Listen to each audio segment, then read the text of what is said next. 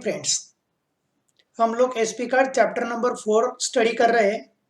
Documents requirement for incorporation of company. Company incorporate करने के लिए लगने वाले डॉक्यूमेंट्स से रिलेटेड हम देख रहे हैं। इसमें 3 चीज़ें बहुत हमारे लिए ज़रूरी है, जिनमें 2 चीज़ों का हम पहले स्टडी कर चुके हैं, तीसरा भी लगभग हमारा होने आया है। Memorandum of association, article of association और अब प्रोस्पेक्टस। तो प्रोस्पेक्टस हमारे लिए क्या काम करता है ये सबको पता है। हमें पब्लिक से शेयर्स के पैसे कलेक्ट करना है, हमारे शेयर्स पब्लिक को इशू करना है, सब्सक्राइब करना है। पब्लिक को हमारे कंपनी में इन्वेस्ट करवाने के लिए हम उन्हें प्रोस्पेक्टस के थ्रू इनवाइट करते हैं। तो प्रोस्पेक्टस ये रियल होना चाहिए, फैक्ट पे आधारित होना चाहिए, उसमें कहीं पर भी अतिशयोक्ति नहीं चाहिए या गलत चीज नहीं चाहिए जिससे हमारे इन्वेस्टर्स मिसलीड हो। तो ये सब चीजें हम लोगों ने अभी तक देखी है। आरओसी से उसकी परमिशन लेना जरूरी है, प्रोस्पेक्टस की रिकॉर्डिंग या उसका रजिस्ट्रेशन हमें जिस मार्केट में हम हमारे शेयर्स लिस्ट करने वाले वह होना चाहिए। ये सब बातें हम लोग देख चुके हैं। इसके पहले हमने उसमें लगने वाले जो कंटेंट्स थे उसका भी स्टडी किया है। स्टेटमेंट ऑफ एक्सपर्ट्स, डिक्लेरेशन, उसमें क्या क्या कंटेंट्स है, ये सब हमारा स्टडी हो चुका है। अब ये देखो, थोड़ा सा आपको मैं बता दूं। कंटेंट्स ऑफ प्रोस्पेक्टस किताब में पैराग्राफ के फॉर्म में दिया है।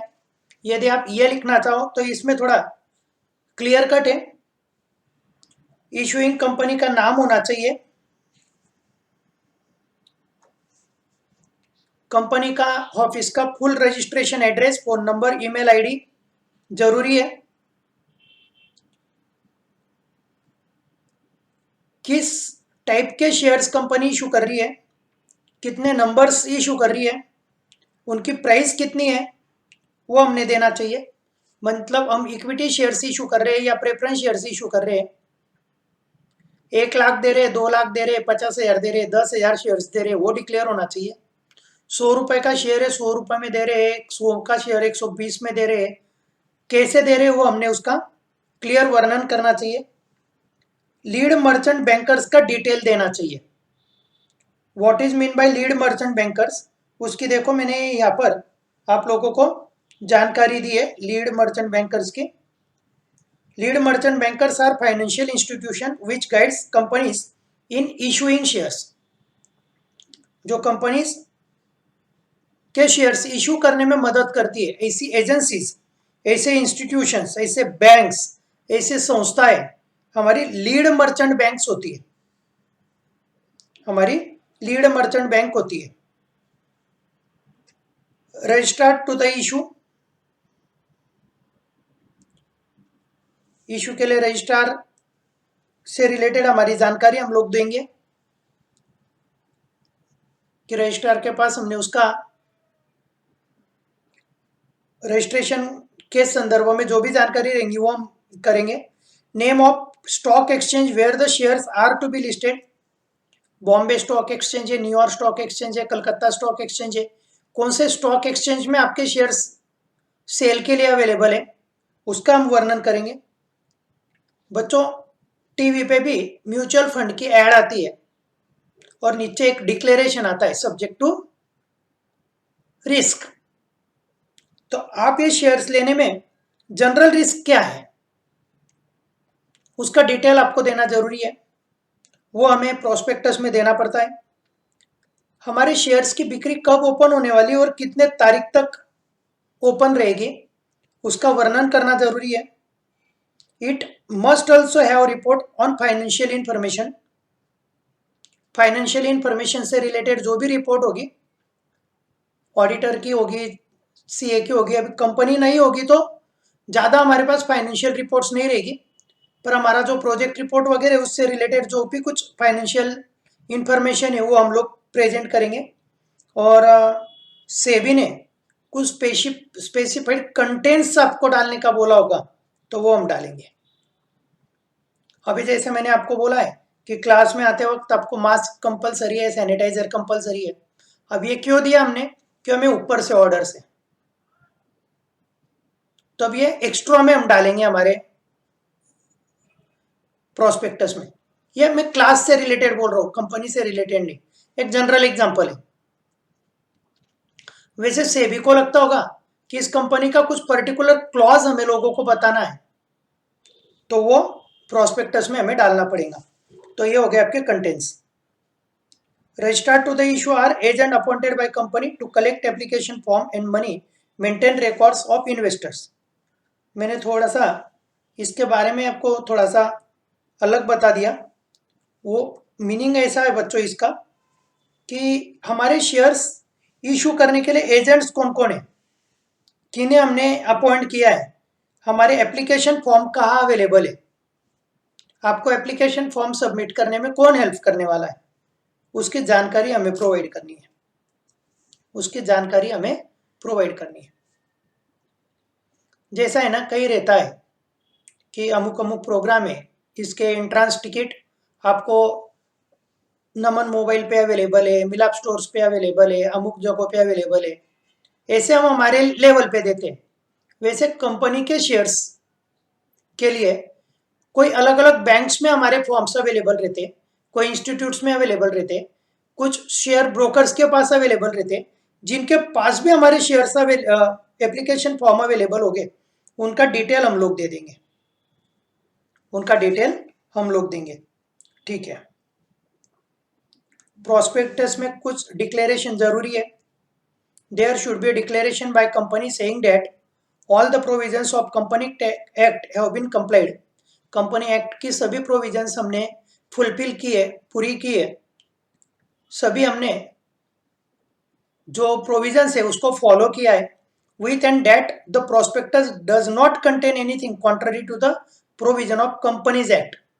और कंपनी के एक्ट के विरोध में उसको कुछ ब्रेक होगा, ऐसा कोई भी मटेरियल हमने प्रोस्पेक्टस में नहीं डाला है। सिक्योरिटी कॉन्ट्रैक्ट या रेगुलेशन एक्ट 1956, सेबी एक्ट 1992 के रूल्स और रेगुलेशंस हमने प्रॉपरली फॉलो किए हैं। यह डिक्लेरेशन हमें प्रोस्पेक्टस में देना पड़ता है, यह डिक्लेरेशन हमें प्रोस्पेक्टस में देना पड़ता है। उसके बाद कुछ स्टेटमेंट्स एक्सपर्ट्स के हमें देना पड़ते हैं। Prospectus may contain a statement made by expert like a company secretary, chartered accounts, cost accountant, value engineer, relating to the matter that they have looked into. हमें अलग अलग एक्सपर्ट्स की राय इसमें प्रोवाइड करनी है। The expert has to give return consent to the issue the prospectus. Experts को उनका return consent, return सम्मति, रिटर्न एग्रीमेंट उन्हें प्रोस्पेक्टस के साथ देना पड़ता है। Any other matter as may be prescribe by the companies act. और कंपनी एक्ट के हिसाब से कुछ हमें जानकारी देना हो तो वो भी देना पड़ेंगे।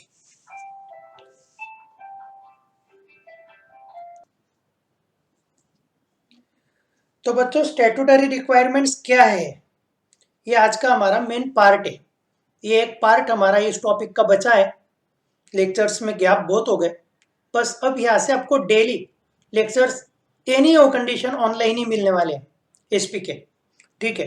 Draft prospectus to the made to the public.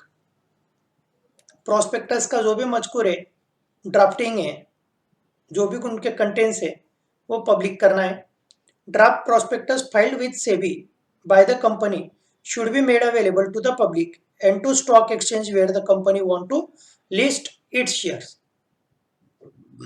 ये प्रोस्पेक्टस हम सेबी के पास पहले सबमिट करते हैं, उनके मंजूरी के बाद इसे हम पब्लिक को और stock exchange board, stock exchange को जहां हम हमारे शेयर्स अवेलेबल करने वाले उनको ये फॉरवर्ड करते हैं। और साइन बाय डायरेक्टर्स, इतना है ना आपका ये बच्चों साइन बाय डायरेक्टर्स ये आपका मेन पॉइंट है।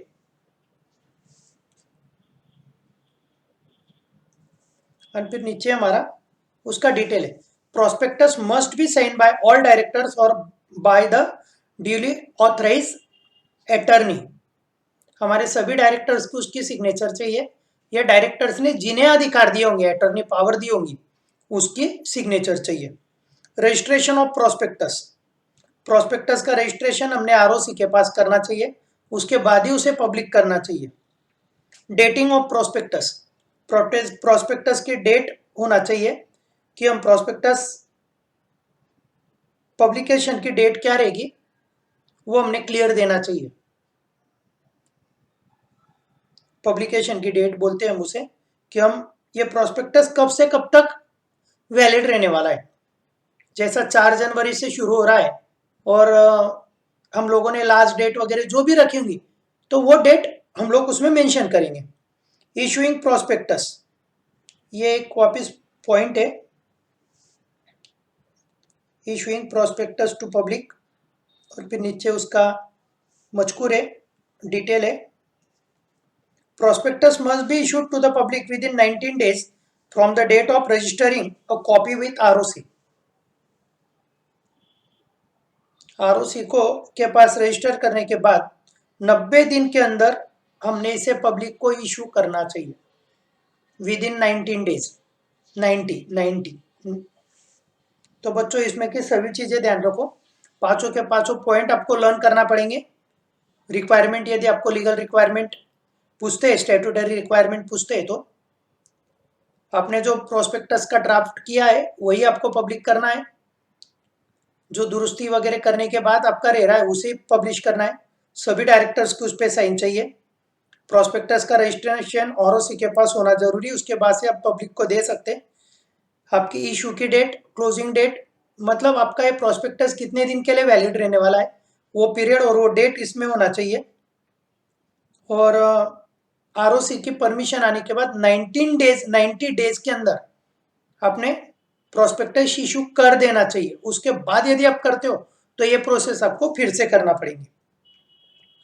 अब एक जरूरी पार्ट है यहाँ, penalty for non compliance if prospectus is issued in contravention of the above mention provisions, the penalty is as follows. उन लोगों ने बोला है कभी आप ये रूल्स नहीं फॉलो करते हो तो आपकी पेनल्टी कैसी, देखो वही है मटेरियल, उधर थोड़ा सा कुछ राइटिंग मिस्टेक हो गई, मैं इस पे ओरिजिनल पे ही लेता हूँ अभी। Penalty for non compliance, the company shall be liable to pay fine between ₹50,000 and 3 lakhs। यदि प्रोस्पेक्टस में कोई प्रोविजन का कॉन्ट्रावेंशन, कुछ विरोधाभास दिख रहा है, कुछ गलत बात दिख रही है, तो आपको 50,000 से 3 लाख तक का कैश फाइन है। Every person who has knowing involved in issuing such a prospectus will be punishable with imprisonment for up to 3 years or with fine between 50,000 and ₹3 lakhs or with both। बहुत बढ़िया है। Directors ने prospectus में कोई बात नहीं छोड़ पाना चाहिए, कोई ऐसी बात नहीं देना चाहिए जिससे इन्वेस्टर मिसलीड हो और उसने किसी भी प्रोविजंस का ब्रेकअप किया होगा, कोई प्रोविजन उसने ब्रेक की होगी, उसने कंपनी एक्ट के अगेंस्ट जाके कुछ काम उसने किया होगा, तो उन्हें 50,000 से 3 लाख रुपए तक का फाइन है, 3 साल तक की सजा हो सकती है, या कोई केस में सजा भी और फाइन भी दोनों भी हो सकता है। इसलिए प्रोस्पेक्टस के लिए रूल्स जो है वो बऱ्यापैकी उन्होंने अच्छे फॉलो किए और थोड़े स्ट्रिक्ट किए। Misstatements in prospectus, prospectus में मिस स्टेटमेंट्स क्या हो सकते हैं? As the investor make their decisions to invest based on the information given to the prospectus, care should be taken to ensure all information is accurate and no material fact is omitted। आपने सभी information बराबर दी है prospectus में, ये देख लो। उसके बाद कोई भी रियलिटी आपने छोड़ी नहीं है, वो भी देख लो, यानी लोगों से कुछ बात छुपाई नहीं है, वो देख लो। एन अनट्रू स्टेटमेंट और मिस स्टेटमेंट मीन्स, गलत स्टेटमेंट का मतलब क्या है? The statement is misleading in form of contents, यदि आपका कंटेंट्स ही गलत है। Where any inclusion of statement और its omission is likely to mislead the reader. बच्चों कोई बात आप छुपा रहे हो और जिससे इन्वेस्टर मिसलीड हो रहा है तो उसे भी आप मिस स्टेटमेंट मानोगे। जैसे अभी के कंडीशन में मैं क्लास में 50 बच्चों को बैठाने वाला हूं, यह चीज मैंने मेरे स्टेटमेंट में, मेरे मैसेज में मैंने क्या की, हेड कर दी नहीं मैंने। अब इस कोरोना के इवेंट्स में इतने बच्चे एक रूम में होना थोड़ा तकलीफ वाली बात है,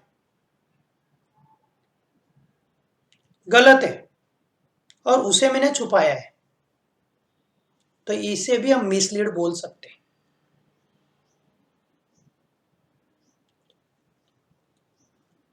कंपनी ने बताया है हमें कि हमें अमुक अमुक गवर्नमेंट कॉन्ट्रैक्ट्स मिलने वाले हैं, उसके बेस पे हमारा प्रोजेक्ट है, और रियलिटी में उनके गवर्नमेंट कॉन्ट्रैक्ट्स के कोई साइन नहीं है, मतलब उनका कंटेंट्स कैसा है, मिसलीड करने वाला है। या फिर एक कंपनी है जो टोल प्लाजा से रिलेटेड काम कर रही है, रास्ते बनाना, बीओटी बेसिस पे बनाना, पैसा वसूल करना और सरकार के कब्जे में देना, ये उनका काम है। अब उनको जो कॉन्ट्रैक्ट मिला है वो सिर्फ 3 साल के लिए मिला है, ये चीज उन्होंने क्या की है, ओमिट कर दी है, छोड़ दी है, उसमें दिया नहीं है। तो हम क्या सोचेंगे, यार टोल प्लाजा में तो इनकम इनकम है, कंपनी को फायदा बहुत होगा, चलो डाल दो, पैसा डाल दो, पर उन्होंने 3 साल का लिमिट हमसे छुपा के रखा। अब 3 साल का लिमिट देते तो हम सोच सकते कि 3 साल में पैसा वसूल होगा क्या नहीं होगा, प्रॉफिट आएगा क्या नहीं आएगा, फिर हम हमारा इन्वेस्टमेंट का डिसीजन लेंगे, उसके बेस पे हम लोग हमारा इन्वेस्टमेंट का डिसीजन लेंगे। इस बात को आप समझो। तो कोई भी चीज छुपाना या कोई गलत कंटेंट्स देना, ये दोनों को मिस स्टेटमेंट्स बोलते हैं, इस दोनों को हम लोग मिस स्टेटमेंट्स बोलते हैं। If any investor has bought shares of a company based on prospectus which had misleading information or suppressed material information, then he can take action against the company. वो कंपनी के खिलाफ action ले सकता। If there is any untrue or mislead statement in the prospectus, the company and person responsible for issuing such prospectus will have to face following liability. ऐसा होता है तो ये स्टेटमेंट देने वाले व्यक्ति को नीचे की जिम्मेदारी लेना पड़ती है, उसकी ये जवाबदारी होती है। सिविल लाइबिलिटी है, उसको होने वाले लॉस का पूरा कॉम्पेंसेशन देना पड़ेगा, और कंपनी या उसके ऑफिसर जो भी हो गए वो फाइन के लिए या जेल के लिए या दोनों के लिए लायबल हो सकते हैं। सिविल केस कभी बनी तो उन्हें कॉम्पेंसेशन देना पड़ेगा, और क्रिमिनल केस यदि बनती है, फौजदारी गुन्हा हम जिसे बोलते हैं, क्रिमिनल केस कुछ बनती है, तो एक तो उन्हें फाइन देना पड़ेगा, एक तो उन्हें जेल होगी 3 साल की, एक तो फाइन प्लस जेल दोनों हो सकती है। तो ये हो गया आपका प्रोस्पेक्टस गलत देने का नतीजा। तो हम लोग ऐसा कुछ करेंगे नहीं, हम ट्रू पिक्चर सामने रखेंगे और उसमें हमारा काम करेंगे। ये चीज़ें जितनी बोलना आसान है उतनी प्रैक्टिकली आसान नहीं होती है। बहुत सी चीज़ें वो लोग डिक्लेयर करते हैं, हम लोग उसे पढ़ ही नहीं पाते। कोई कोई जो मेन जरूरी चीज़ें होते हैं वो इतने बारीक फंड में डिक्लेयर करते हैं कि जिसकी लिमिट नहीं है। तो बहुत सारी प्रैक्टिकल में तो बहुत सारी चीज़ें हैं बच्चों, उनसे रिलेटेड अभी हम कुछ ज़्यादा बोलते नहीं है, बस कुछ मिसलीड रहा, मिसकंटेंस रहा तो आपको पेनल्टी लगेगी या इम्प्रीजमेंट होगी या दोनों होगा, ये बात उतनी पक्की है। मैं नेक्स्ट लेक्चर में आपका मेमोरेंडम और आर्टिकल का जो डिफरेंस है वो लेता हूँ। अभी के लेक्चर में मैं यही रुकता हूँ। चलो ठीक है, बाय।